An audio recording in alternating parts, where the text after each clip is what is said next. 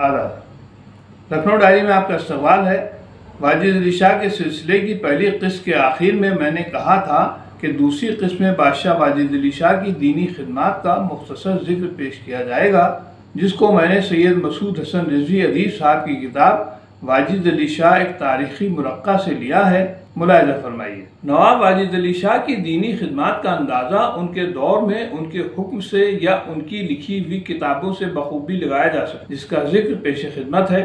سب سے پہلے میں ان کتابوں کا ذکر کر رہا ہوں جو بادشاہ کے حکم سے لکھی گئیں۔ ان میں سر فہرست فارسی کی نہایت ضخیم تاریخ روضۃ الصفا کا اردو ترجمہ ہے، جس کو بادشاہ واجد علی شاہ کے حکم سے ناصر نے 1270 ہجری میں تیار کیا تھا، اور یہ کتاب مطبع سلطانی سے چھپی تھی۔ ایک کتاب مفید الاذہان ہے جو کہ بادشاہ واجد علی شاہ کی فرمائش پر مولوی میر محمد علی مجتہد نے لکھی تھی، جس میں اس مسئلے پر بحث کی گئی تھی کہ نصارہ کے ہاتھ کا کھانا کھانا جائز ہے یا نہیں۔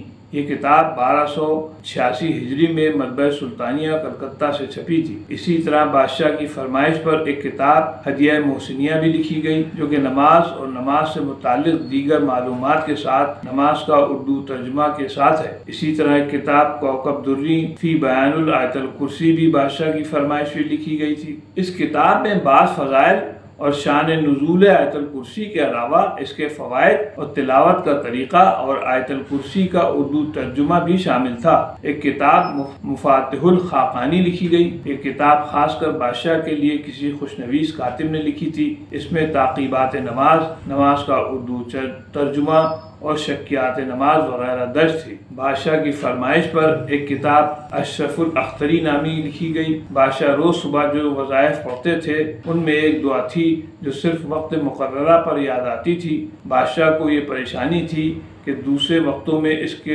لفظوں کو صحیح ترتیب سے نہیں پڑھ سکتے تھے، اگر پڑھ لیتے تو ترتیب سے لکھ نہیں سکتے تھے۔ ایک دن بادشاہ نے رفعت الدولہ اور کاتب الملک محمد شفیع رضوی سے خواہش ظاہر کی کہ سورت کا سبب بیان کریں۔ بادشاہ کی خواہش کی تکمیل میں انہوں نے ایک بڑی عالمانہ مضامین پر مشتمل کتاب لکھی۔ اس کتاب کا نام اشراق الاختری رکھا۔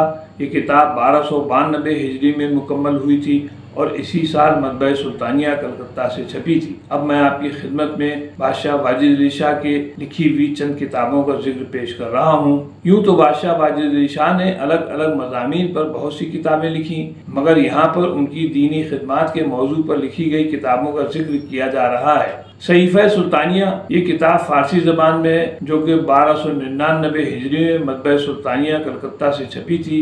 یہ بادشاہ واجد علی شاہ کی لکھی کتاب ہے۔ اس کتاب کو لکھنے کی وجہ یہ تھی کہ ماہ رمضان میں تلاوت قرآن مجید کے حالت میں بادشاہ کو خیال ہوا کہ وہ تمام آیتیں جن میں خداوند کو لفظ رب سے خطاب کیا گیا ہے ان سب کو اردو ترجمے کے ساتھ یکجا کیا جائے، اور یہ بتایا جائے کہ دعا کرنے والے کون کون ہیں، اور یہ آیتیں کس سورے اور کس رکوع میں واقع ہیں، ان کے اسناد اور فوائد بھی لکھے جائیں۔ اس خیال کی بنا پر یہ کتاب تالیف کی گئی۔ کتاب کی ابتدا میں فہرست دی گئی ہے۔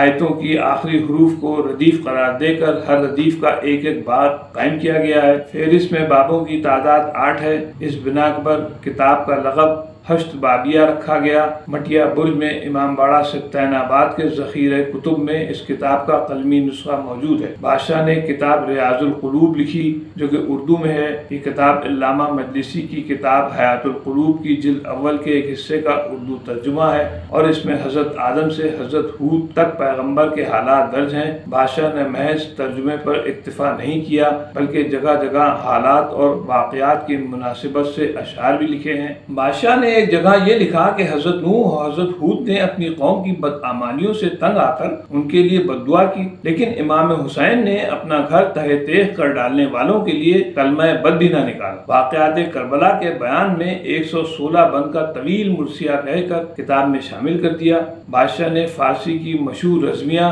حملہ حیدری کا اردو ترجمہ کیا، اور اس کتاب میں رسول اللہ کی ہجرت کے پہلے سال اور دوسرے سال کے حالات کا بھی ذکر کیا تھا۔ کتاب کا نام ہیبت حیدری رکھا۔ یہ تھا ایک مختصر جائزہ بادشاہ واجد علی شاہ کی دینی خدمات کا۔